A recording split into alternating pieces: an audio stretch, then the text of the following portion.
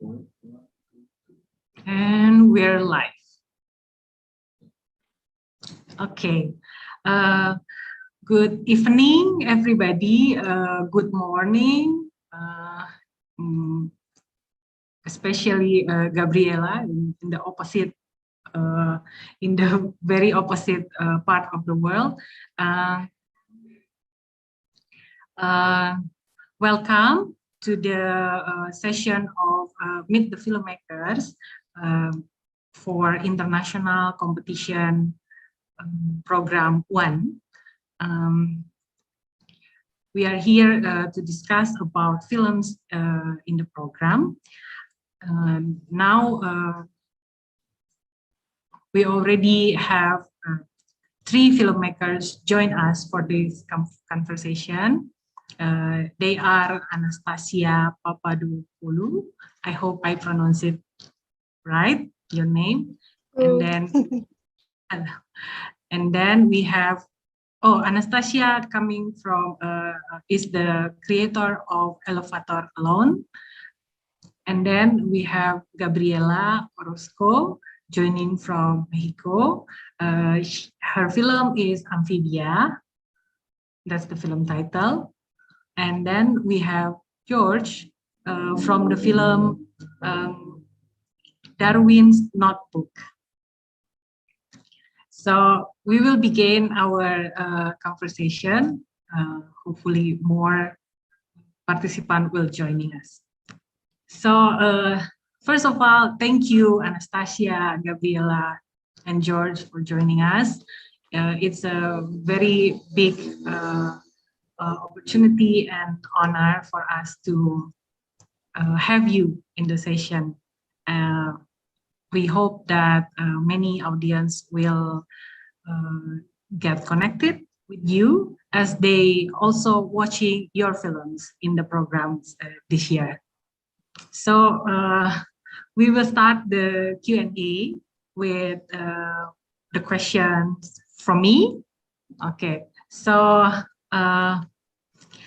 it's a question that we have to ask for every filmmakers is the reason why or how was the history of you ended up making your film.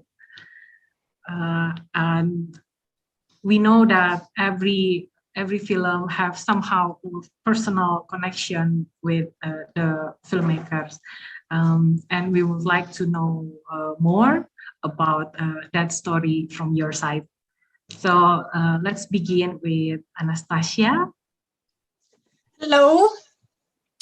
So my film is a graduation film at my school, University of West Attica in Greece.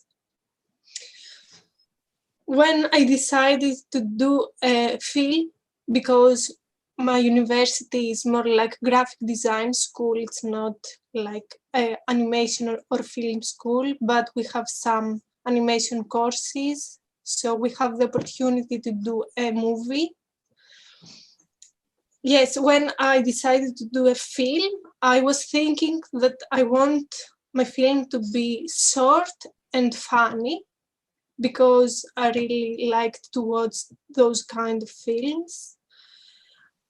And I had this thing in the back of my head.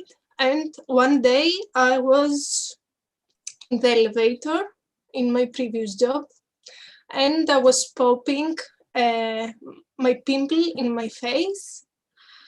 And when I realized it, I felt so embarrassed, because I thought if someone could see me, it wouldn't be very good. But after I thought that other people do similar things when they are alone. So I asked my friends what they do when they are alone, and I thought maybe this is a good story for a film. So this is how the story began. Yes, and I had many stories, and I decided to continue with 4 of them.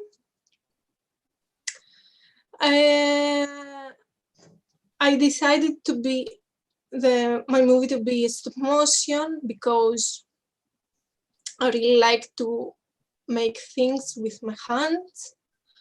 And because I was working as a web designer for many years, I wanted to be like away from all these laptops and monitors and to do things with my hands. So I thought this was a great opportunity.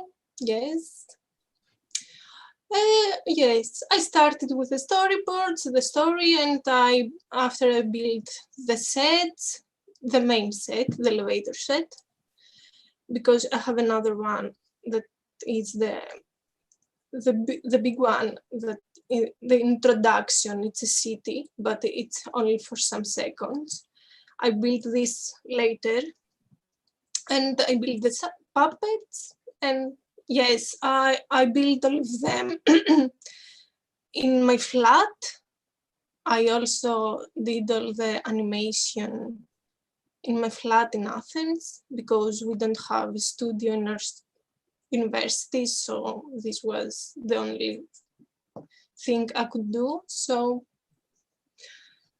I worked almost alone. Basically, I did all the puppets and sets alone, and animation and post-production. I had only help with sound design and the music. That's it. Okay. Thank you. Yeah, it's interesting because although your film came from a very simple event of your life, when I watch the film, I can feel relate because almost all of us have ever been in elevator alone, and it's a kind of bizarre experience at the same time, but also for many people the reaction or the activity could be very different based on their characters, and your film really speak about it. And yes, I think that's very interesting. Okay, we will go back to Anastasia, and before we move to Gabriella, I want to tell the participant here in the meeting Zoom and also in the YouTube stream, if you have any question to ask to the three filmmakers, you can just chat, or you can even request to turn on your camera and then talk directly to the filmmakers. You can also ask in Bahasa Indonesia, and I can help to translate it. So do not hesitate to ask. So yes, okay, let's move to Gabriella. Gabriella, I watched your film and I had this feeling of sadness. Hopefully, I interpreted. I interpret the emotion well. So I was very curious. How did you ended up making this film? Was it somehow there was a personal experience of trauma or something that you put in the film, or part of it, or entirely? Would you like to share to us about that?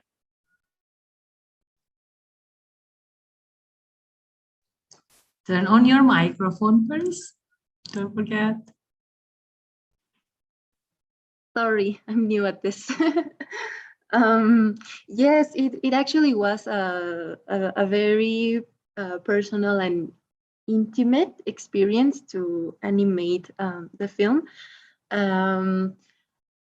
First of all, because I hadn't much experience animating, so when I decided to make the film, it was because I wanted to gain confidence animating. I wanted to feel more confident because it was the first film I've ever made.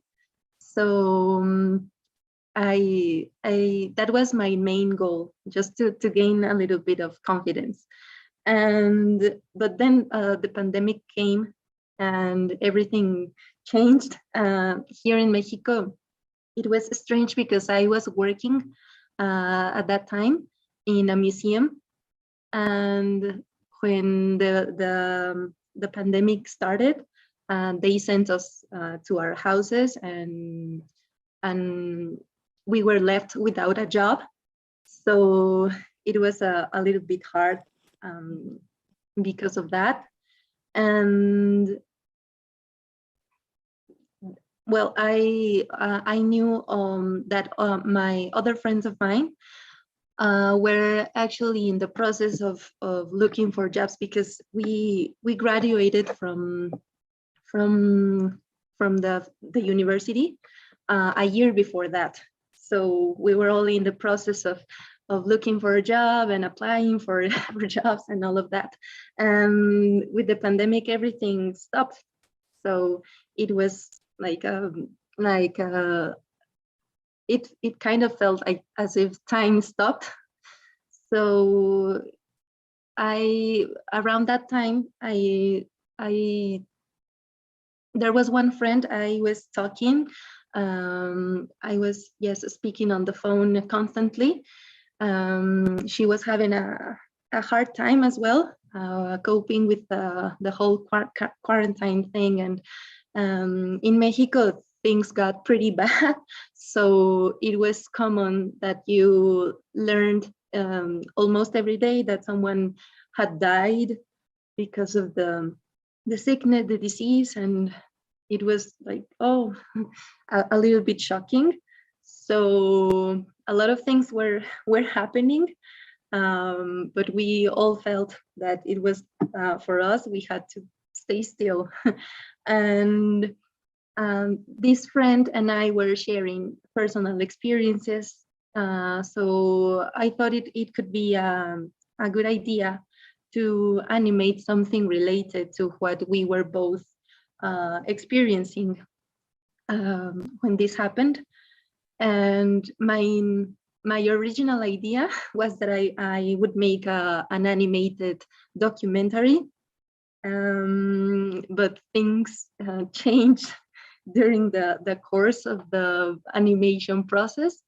But I had this, I think you could call it an archive of voice notes that we shared, and I wanted to use that, and the animation would illustrate what we were saying, the conversations.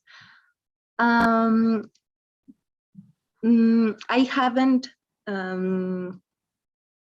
it was the first time I also used charcoal for animation, because since I didn't have a job anymore back then, so I had limited resources to to I don't know, to use other materials and that, and I had to use what I already had, which was charcoal and recycled paper that I had from from several sketchbooks.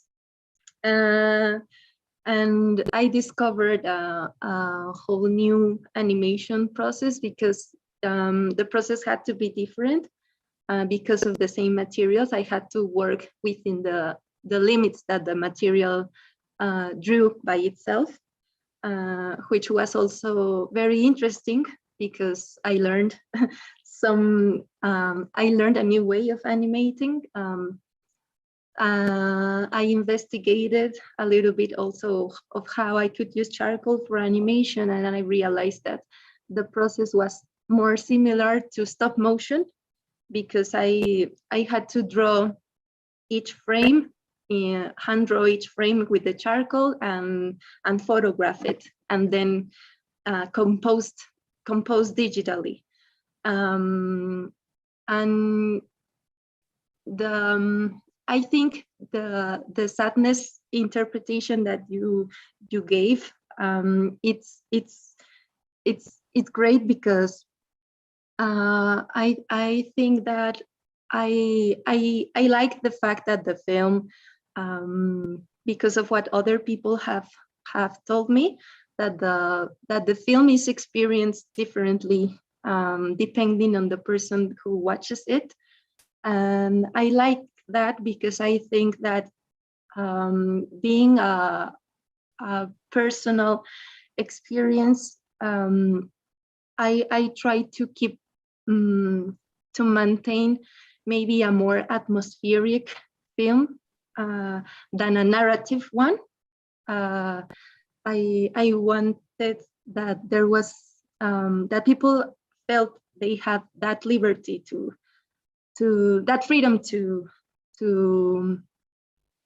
feel how they wanted to feel, depending on their own contexts and how they lived through the pandemic.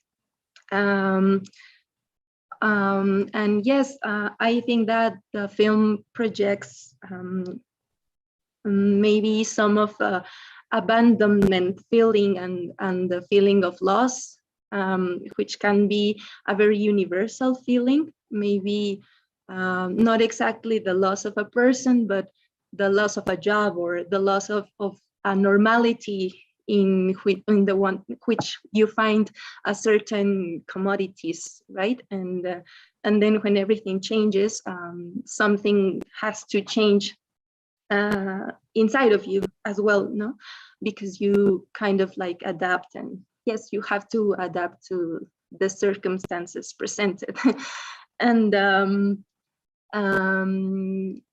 I, as the same as Anastasia, I had to, I kind of did it by alone. I had to work on that film by myself because, well, we were all in lockdown, and also because of the confidence exercise I wanted to do. But I had the opportunity of working in the music with another person, which also was something new. I had never done that, and it was great to work in the music with someone else. And well, I think that's that's all about it. Okay, thank you, Gabriella.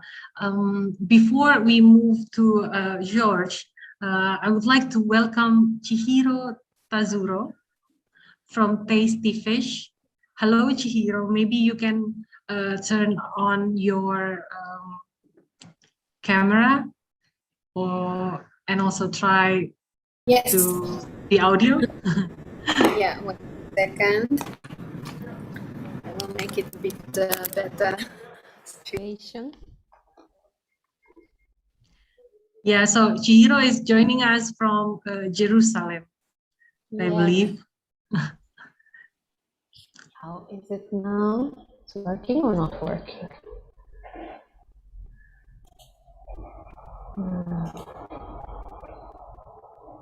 So the camera is not really working. Okay.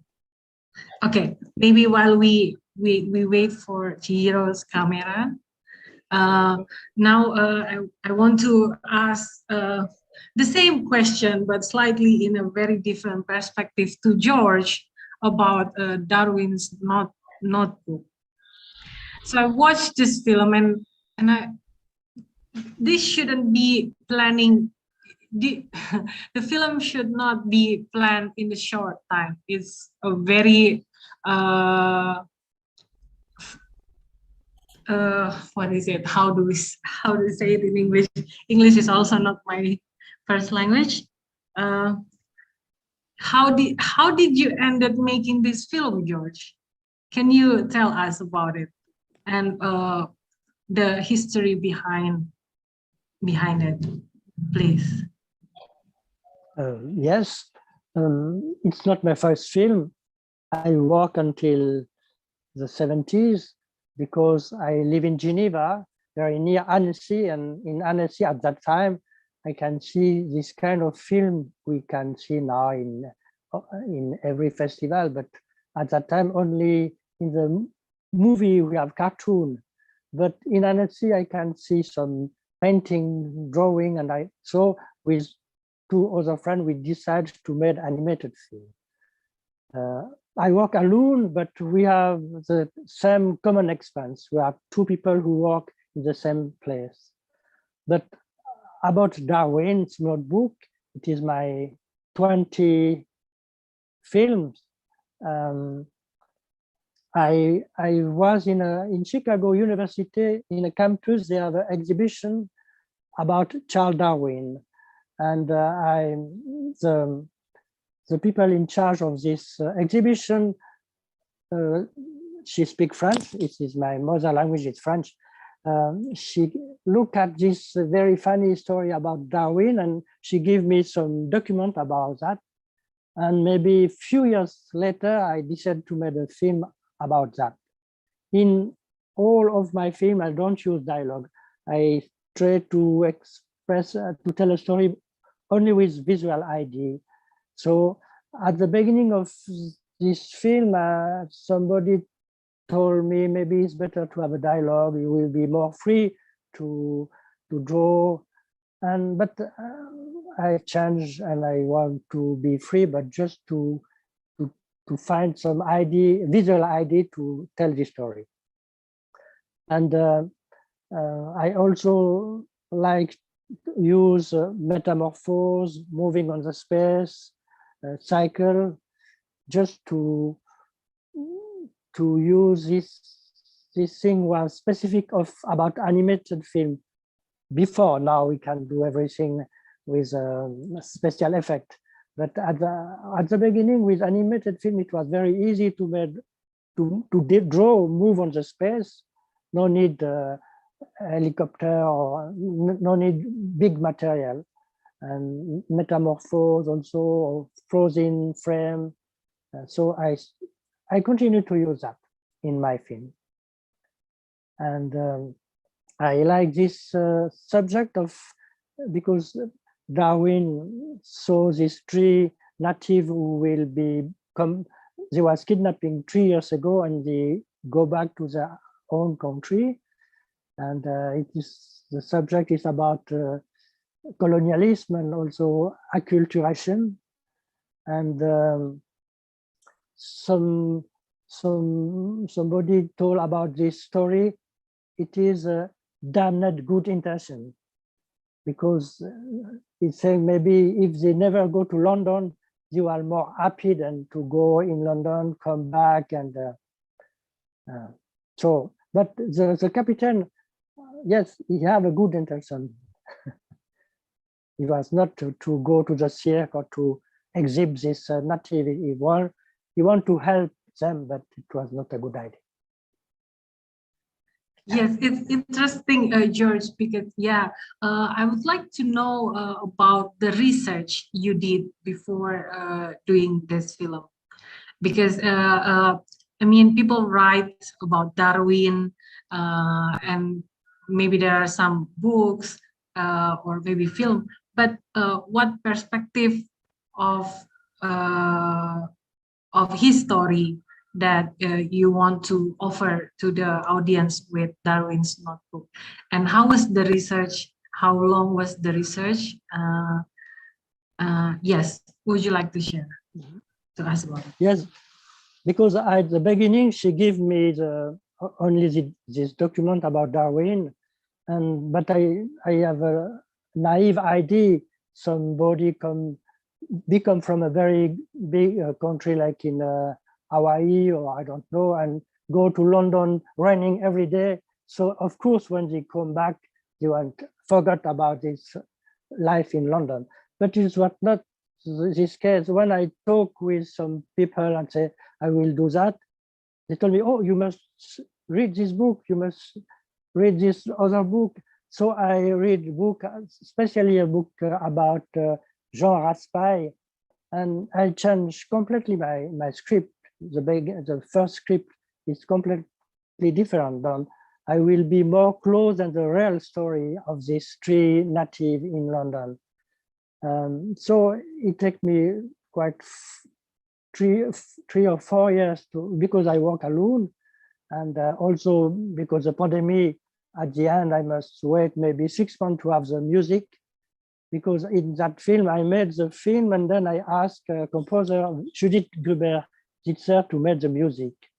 In my film, maybe half of my film, I use existing music, or I ask some people to compose to follow the images, like in that film.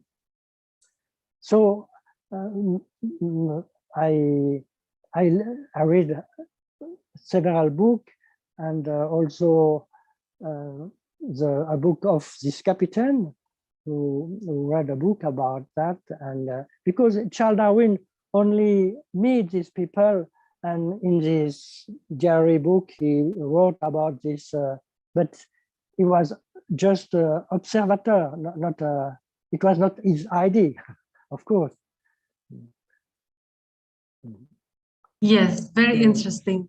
Okay, yeah, there is many perspective of Darwin's story, but then you choose this one, which is what I found very telling about the topic of colonialism. And okay, I will go back to you again later, George, and let's talk to Chihiro. Do I pronounce your name correctly, Chihiro? Yeah, you did. Yes. Okay, Yes. Chihiro, let's talk about your film, Tasty Fish. Okay. Kind of the same question I asked the other filmmakers. What made you do the film? How was the story? Yeah, Is there any like personal experience that in the film, partly or entirely? Can you tell us also what inspired you to create the film, please? Okay. So I made this film because I had a big sister that passed away in my mother's stomach before I born, and so I had this feeling always in my life, that the guilty feeling of living and not instead of my big sister. So I wanted to make story about it. So I started to make a project to build a story and made animation. And the influence of the technique is because we have this culture. I am Japanese, and we have a culture of using paper since we're kids, like origami. Probably you heard about it. So this was big influence, I think, because like when we are a child, we used to hold the paper all the time and look at it and craft it. So I wanted to bring this culture inside of the animation. And also there's a story, probably if only Japanese can understand this thing about this my film. There's a mermaid legend in Japan, a lot of mermaid legend in Japan, and the story is like this: the fisherman, go to fish, and then he found in one of the fish is mermaid, and he brought it home. He cut the meat and he brought it home, and the daughter of him didn't notice it's the mermaid fish, and she ate it. And then she got life that doesn't kill her. She got life forever. And since then she had hard life, because everybody getting old, but she doesn't become old at all. So she has to go to other place all the time, to travel all the time, to not people to afraid of her.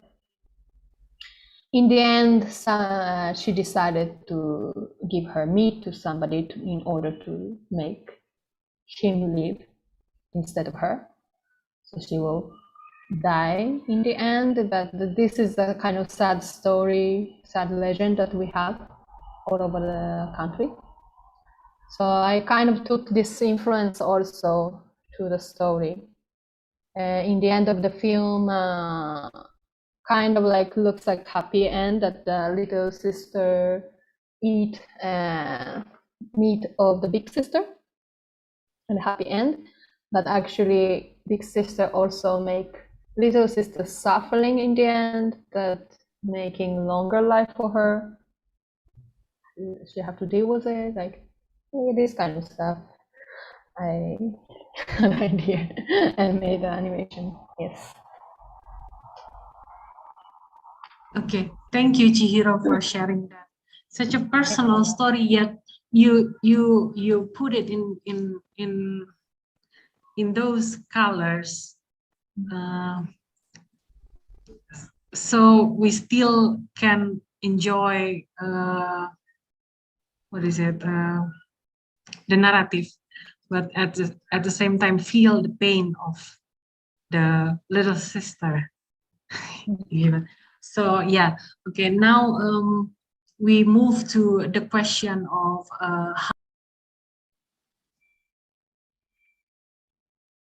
we don't hear you.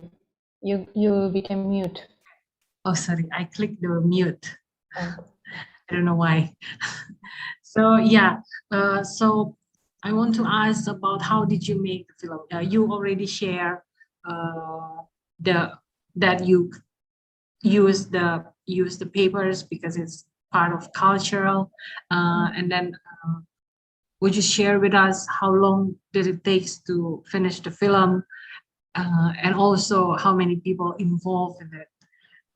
And at the end, would you share what's the beauty of this material or this technique that you think other people should know, and hence trying this material or this technique of stop motion and material of papers? What's the beauty in it, and what's the character that you really like from this material and techniques that suit your story or your narrative, please? And then we can give the same question to the other filmmakers. Please, Chihiro. Okay. I made this film maybe around 1 year project, and it was very quick, too quick for me. I would love more, take more longer time, but I didn't have so much time to do it. And maybe 30 people, 25, 30 people well, with me, because it was a part of the study I also did, so a lot of people could help me in a low budget. And the technique of the paper cut animation, stop motion animation.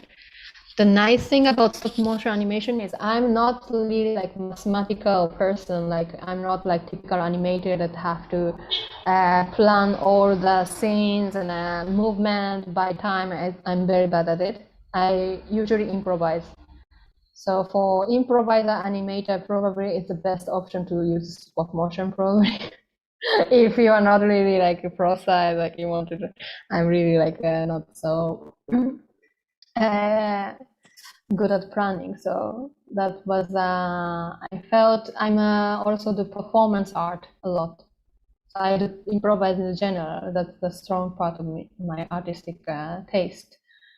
So from the touch, I will feel like, okay, if I will beat move more, then it's gonna be more this kind of movement, and then character feel this kind of feeling, like I'm kind of like feeling like performing inside of this stop motion animation that I have to move each time.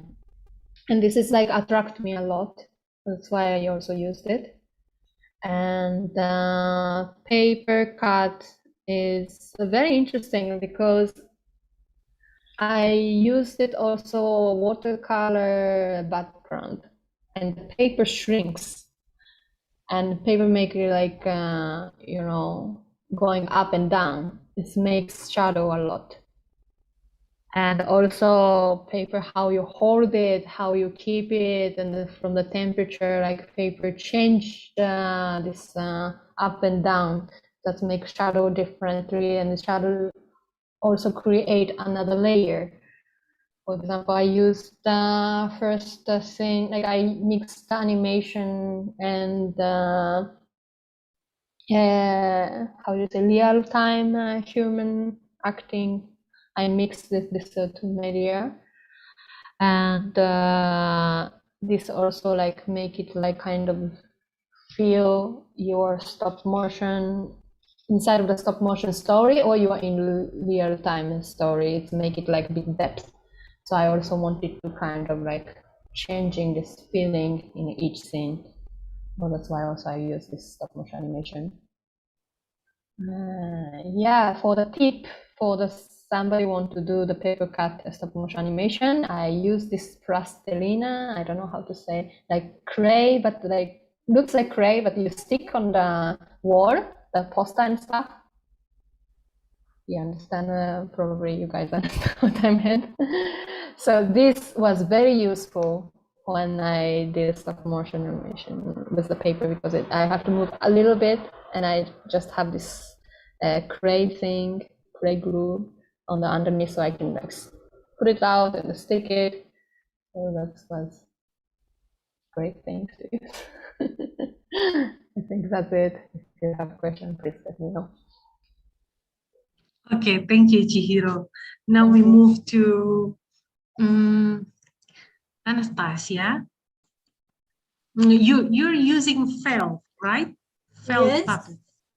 Yeah. So tell us about it. It's I found that the material is really suit the story that you're bringing, because the story is very light and then funny, but at the same time full of characters. So tell us about your production. When I decided to do this stop motion, I did a lot of research about what materials I can use. So I bought some clay and papers, and I tried different things. And I really liked these felt puppets, so I bought some wool and some needle, and I started to do some small animals for testing. So it worked for me, and I decided to do the puppets with felting. I really like the texture so much. So yes, this is why I decided to do. I have some puppets with me here. If you want, I can. These are my puppets. The scale is 1 to 10. It's small ones. Yes, I had to take a decision for the scale, and I really didn't know what is a good scale, so I decided to do like this. But I think it's a small scale because the puppets are small, the sets are small, but my hands are the same, so I didn't have enough space to do the animation. So if I did again a movie, I will choose another scale.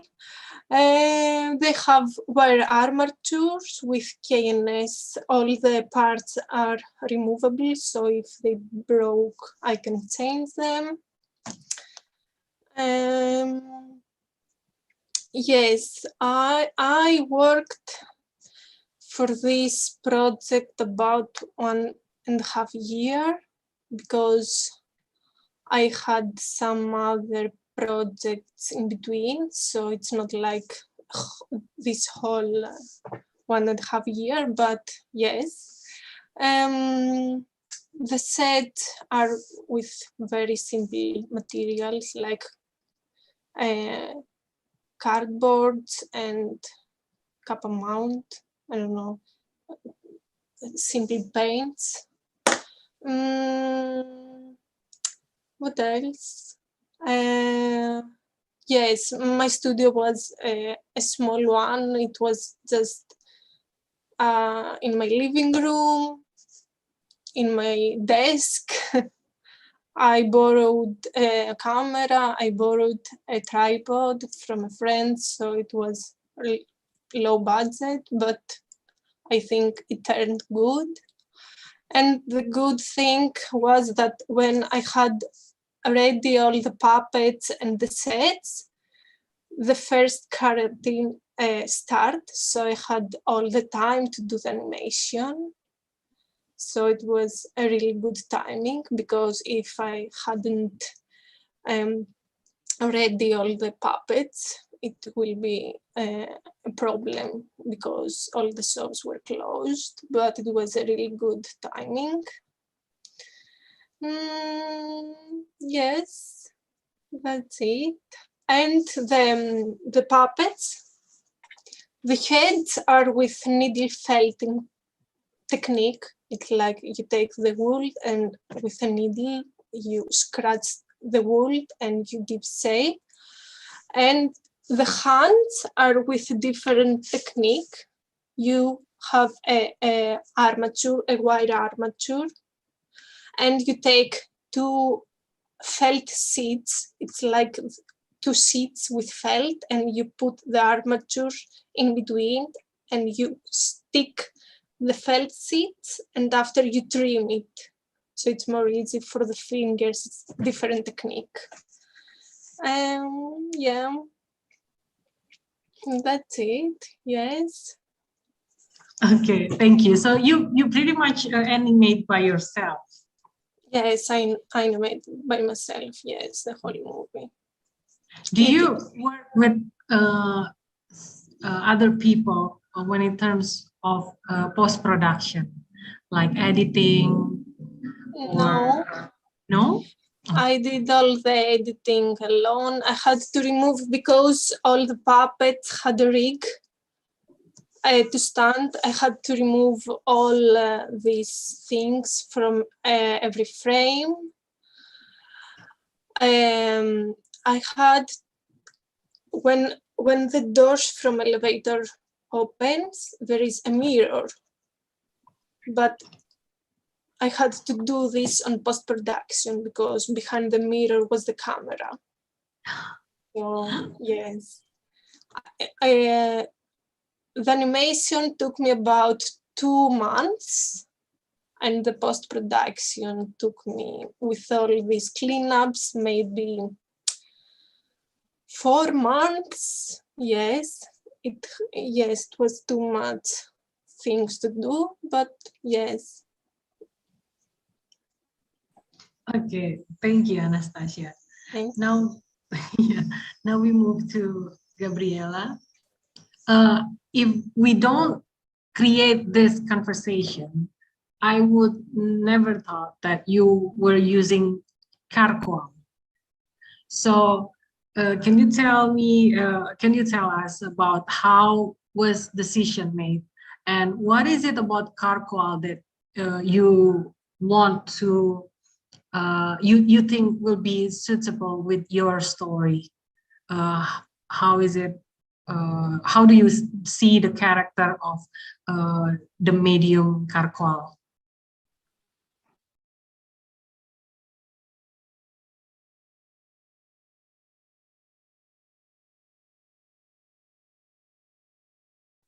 Yeah. Sorry. Yes. When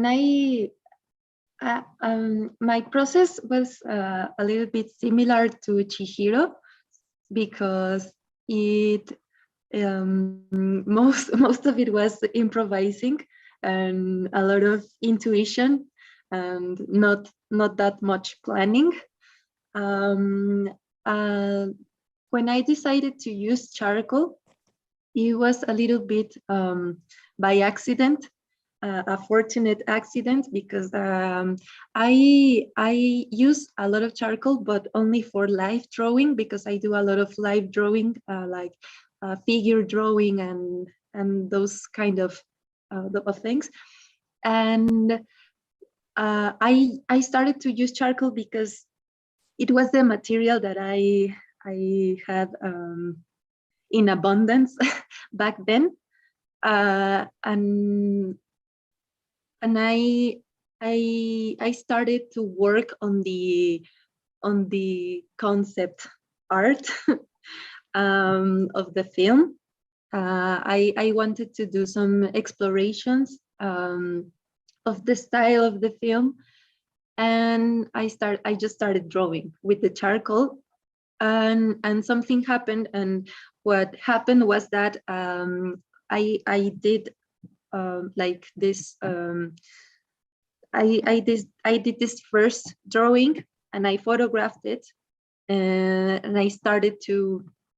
But then I saw something that I didn't like that much, so I corrected that same drawing, and I drew on top of that, and then I photographed it, and then I started to compare them in the computer, and I realized that there was movement happening, and I really liked the atmosphere that the charcoal created for itself, because it's black and white, so it kind of adds this dramatic feeling to it. And also the texture, I liked the texture because it was kind of it felt a little bit ghostly because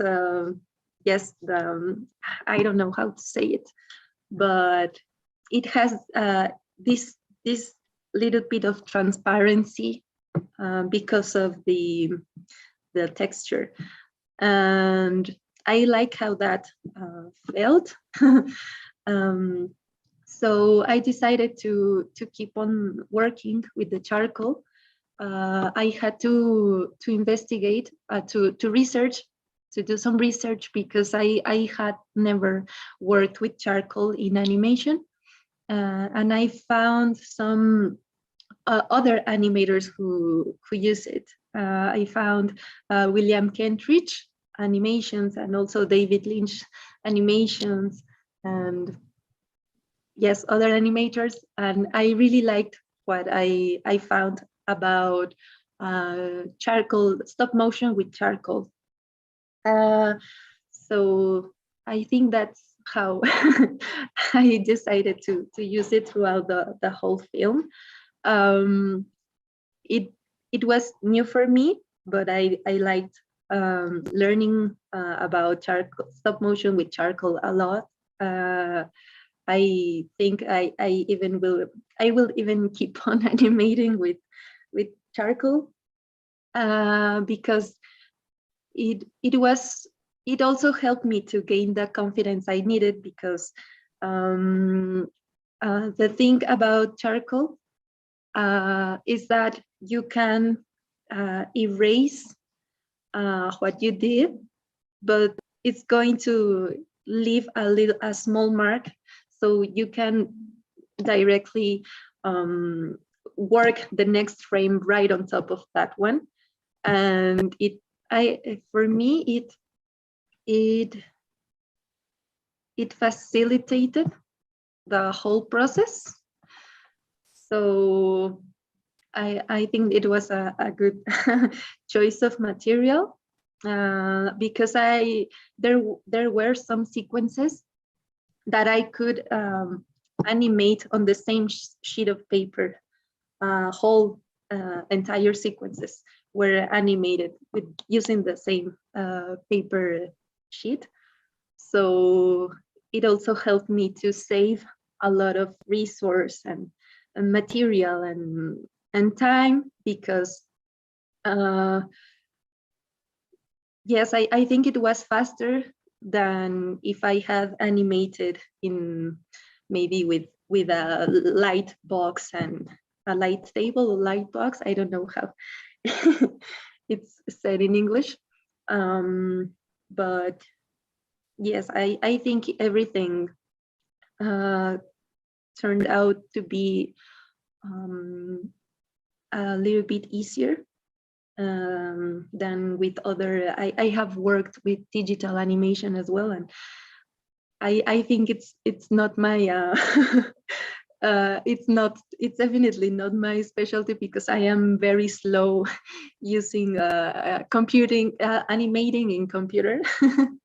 So I really liked using the charcoal. And what else? Yes, maybe the reason why sometimes, because other people have told me like, really, you use charcoal? It looks strange. It's because there were some parts that I had to compose digitally, especially light in post-production, because I knew I wanted the atmosphere to feel like a dream, like sometimes a nightmare or a dream, and I needed to create this kind of surrealist space, and also a submarine space. So I imagined how light is how you see light being reflected in water, like it's like water serves as a mirror that reflects the light, and sometimes it makes the light look brighter. So to create that light, I needed to to compose digitally in post-production. So that's why some some frames are like, oh, is that really charcoal? But the light is digitally composed. But I really liked how that worked as well, because I think using the charcoal to create the darkness and then composing the light digitally, made everything else work better. I feel it does create this this atmosphere, this dreamy atmosphere. So yes. Okay, thank you, Gabriella. It does. I think it really created a certain character of artistic because of the charcoal and also the compositing in digital. Okay, thank you. Now we go to George. George, you're using painting, right? Right. Yeah. Is it? Yes, yes. Tell us about your production. Yes, I still use cello and acrylic painting. I don't change, because at the beginning of digital, it was very ugly. I think this is only for video game or army, but not for film. It was a mistake, because now with digital we can do everything. Of course, ugly film, but also beautiful film, we can do everything. But I am not very good with computer, so I continue to draw with painting, acrylic and cello, because I don't like to be all the journey front of a computer. I prefer to be front of paper, so I like this technique. But it's when I work with a 35mm, now I work with a digital camera, but it was quite the same, except the post-production. Everything was done when I film, before dissolve or movement of the camera, but now a friend of me helped me to just for the post-production, but it's changed not a lot for me. And I also spend a lot of time at the beginning with line test. So all the editing of my film we made the film, before draw the real the painting. I have all my film in line test. If I have already the music or not, it's the same. I like to follow the rhythm when I draw, and after that, when I am comfortable with the line test, I start to make the real drawing. I change not a lot of things before in the post-production. Okay, thank you, George. I'm checking if there You're is. welcome.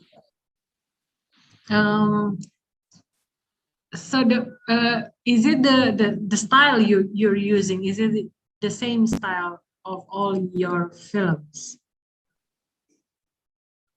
The painting style. Depends of the film, depends of the subject. Sometimes I try to tell a story.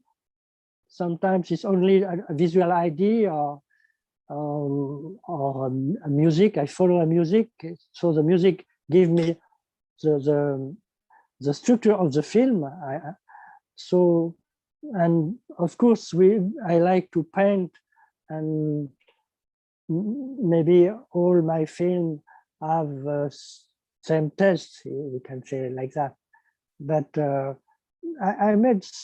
I see some difference between the beginning of the first film and now. It's more complicated now.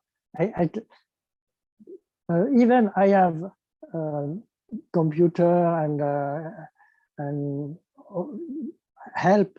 I take more time. Every film I take a little bit more time. Okay. Now I'm checking the questions. Is there any question for audience who are in the Zoom? No? Okay. Let me check in the YouTube. No, not yet. So I can continue with my question. For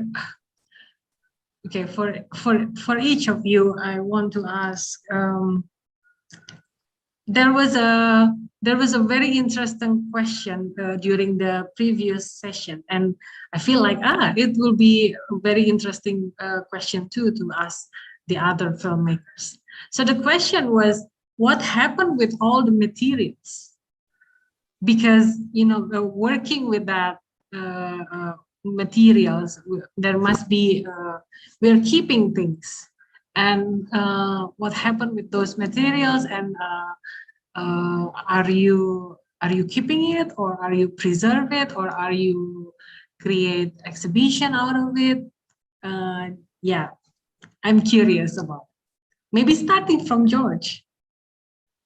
Yes, when I finish a film, I have a lot of drawing, and I have a gallery who made an exhibition, and also I have several places who made exhibition, and also I give to the Cinémathèque Suisse, and also one or two museums buy some.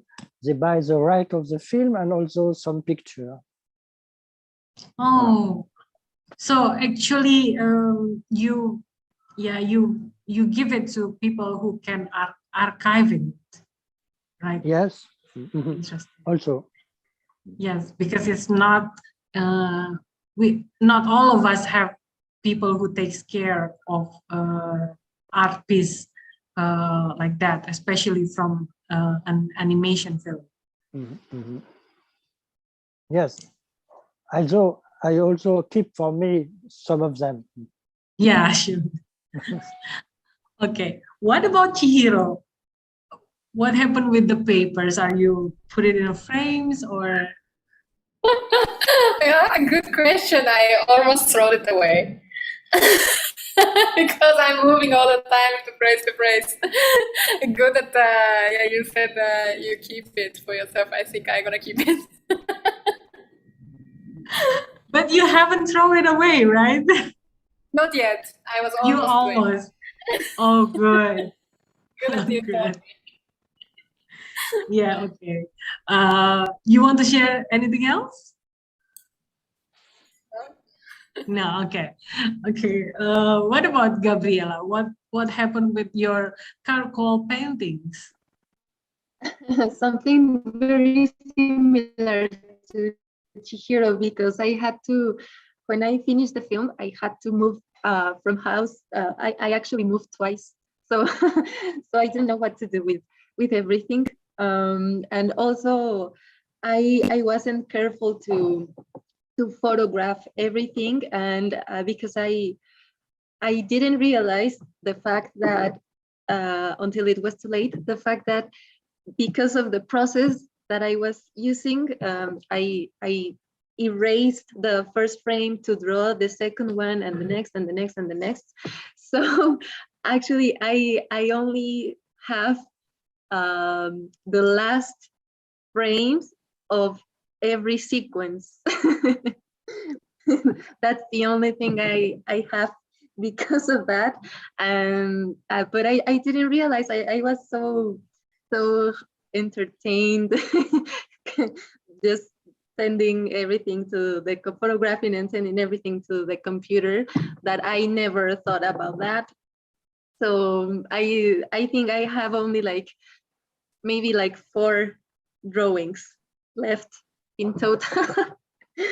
But but that was and now I've learned. So the next time I will keep I will keep more of I don't know, I'll take more photographs or maybe even a video, so that I have parts of the process at the Yes. end of everything. Yes. Okay. What about Anastasia? Anastasia seems keeping the puppets. Yes, my puppets are with me. I moved a couple of months ago in the UK from Greece, and I sent the puppets with a courier company, and these boxes were lost for about 2 months, and I finally found them 3 days ago. So I'm very happy about that, because I'm very connected with these puppets, because I built them from the beginning and I worked with them. They have names, they have attitude. So I am very connected with them, and I'm very happy that we are all together here now. The elevator set, it's not a big one, it's like this maybe, so it's back in Greece in the top of a bookcase. And the other set, the big one, it's the outdoor set. It's about 2 meters, and it's on my bedroom back in Greece. So in my bedroom I have a big set, but I don't feel like I can destroy it now, so I just keep it there. And yes, it will be very nice to be a exhibition or something, so I can show them to the people, but now I just keep them, yes, back in Greece. Okay. Yeah, thank you. So only the puppets coming with you to the UK, and then Yes. the other parts is in the Greece. Yes, because now I live in a room, so I Yes. have space for many things. Okay, it's a unique question, but it's like we realize the importance of archiving. I think from this. Okay, we have questions from the audience. I will try to translate it. The question is for Chihiro. When you create a story that inspired by folk story, right? Folks. Is there any challenge to make the story quite to be relate with the audience, and also how to keep the story relatable for people from other countries. How to make your story relatable for people from other countries. Please, Chihiro. What is humiliate? Sorry, I don't know this word. Sorry, what? What do you mean Repeat. humiliate? Humiliate? No. What did you say? I didn't understand the word. Okay, so I repeat the question.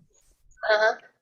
When you create a story that is inspired by a folk story, is there any challenge, or what is the challenge to make it relatable to the audience, of the country, and also how to keep it relatable for the audience from other countries? Okay. Actually, like for Japanese, I think a lot of people know this story. So either like they don't know exactly what happened in the story, and they can kind of relate it, the feeling or fact. Like for example, not everybody probably know about this folk story, but people also have this kind of feeling of not happy story, not happy feeling. It's there. I think they can feel it as a Japanese. And for other country, the people from not from Japan, they wouldn't understand this story. But I think they can relate it from not about folk story, because folk story is just part of my story. So it's other part of the story, they can relate it. So they wouldn't need to know about this Japanese folk story, I guess. Yeah. What was our second question? Sorry, forgot. How to make it relatable with international audience? Okay. How can I? I think my story is more like for women to, like, as a woman, maybe it's more relatable to my story, because I'm talking about kind of like child inside of the stomach and how you relate it to this.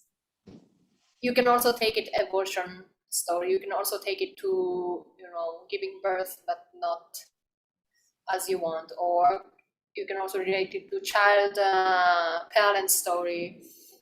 You can relate it to probably many directions, but actually for women, it's more feel more physical.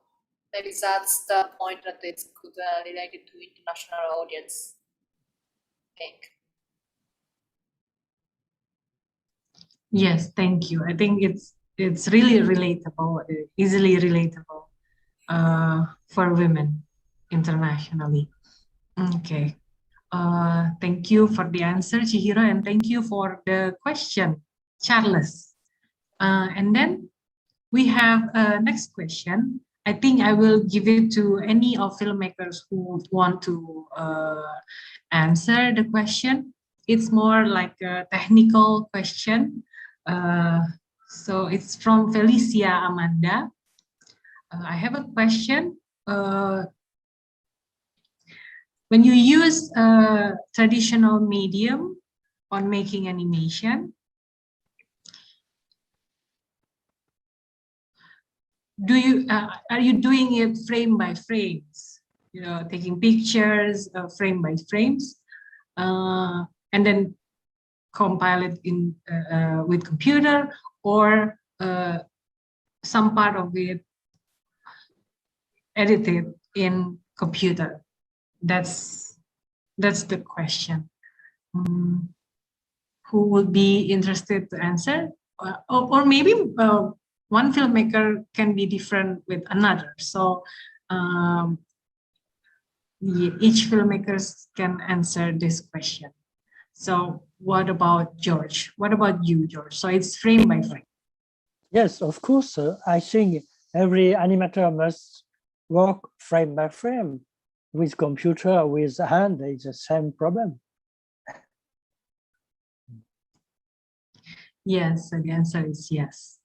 Felicia, the answer is yes. Either is digitally or manually, it's frame by frame. Or maybe some can be generated by computer, but in Craft International Animation Festival, we celebrate the craft-based animation, mostly traditional animation. Okay. Do you want to give your answer, Gabriella, in terms of techniques? Yes, for me it was the same.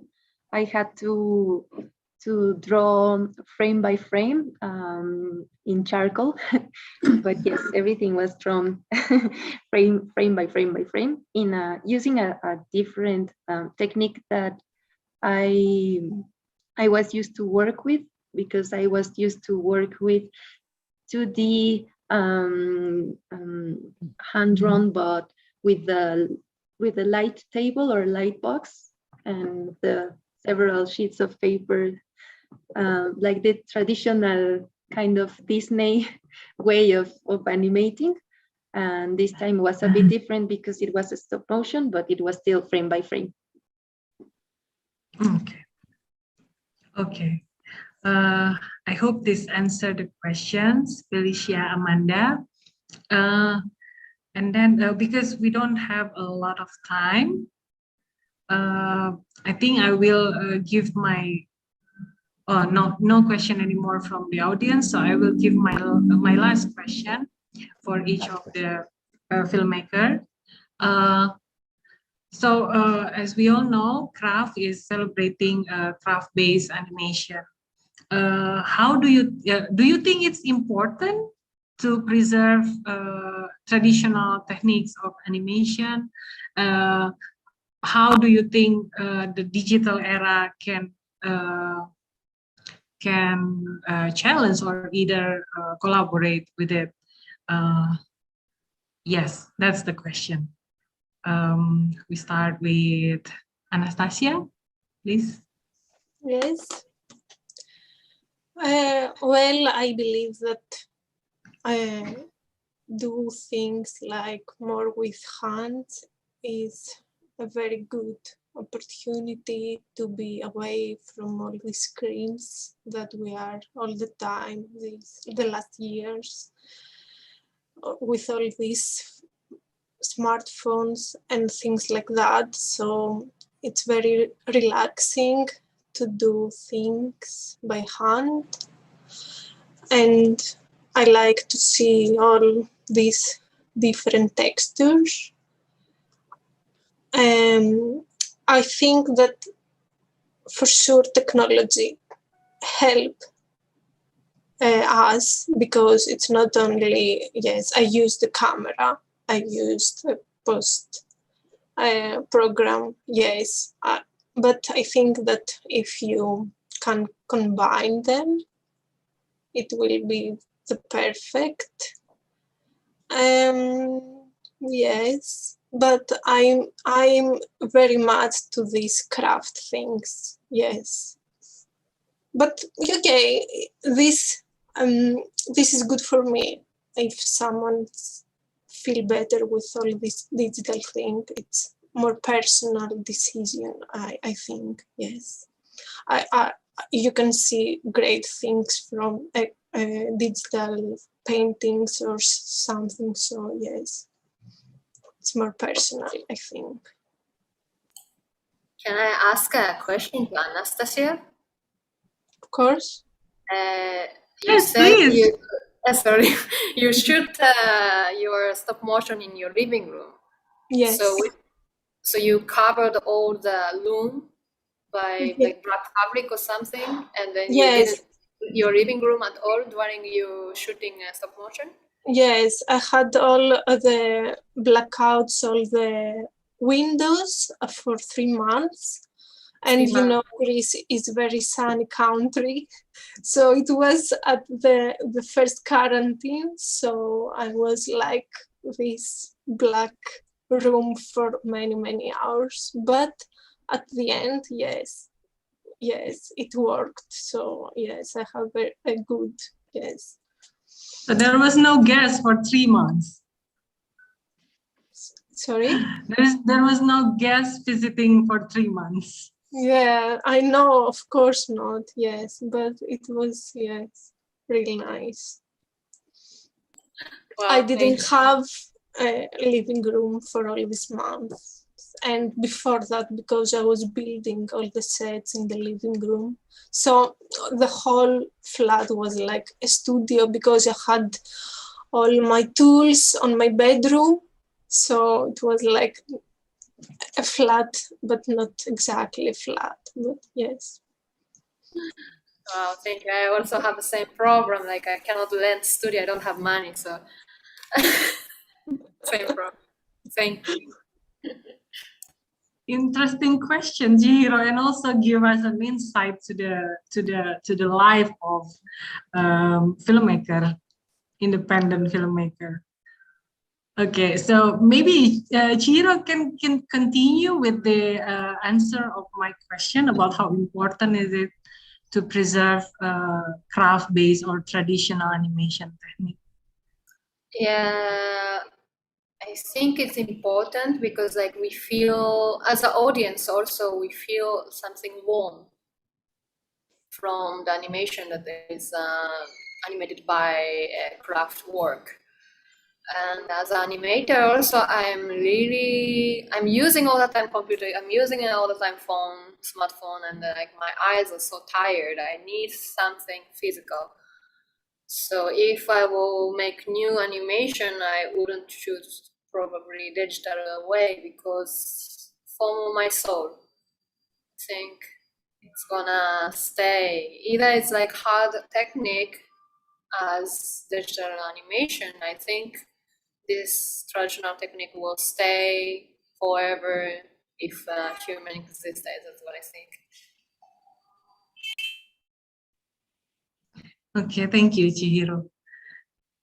And then Gabriella, what do you think?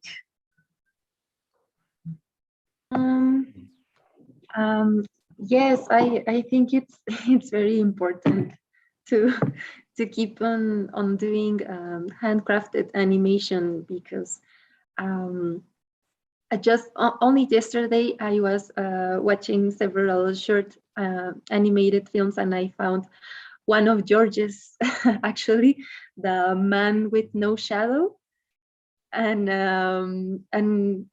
yes, I agree that it's very refreshing to find to be able to find and watch handcrafted animated films with several different techniques of animations and materials.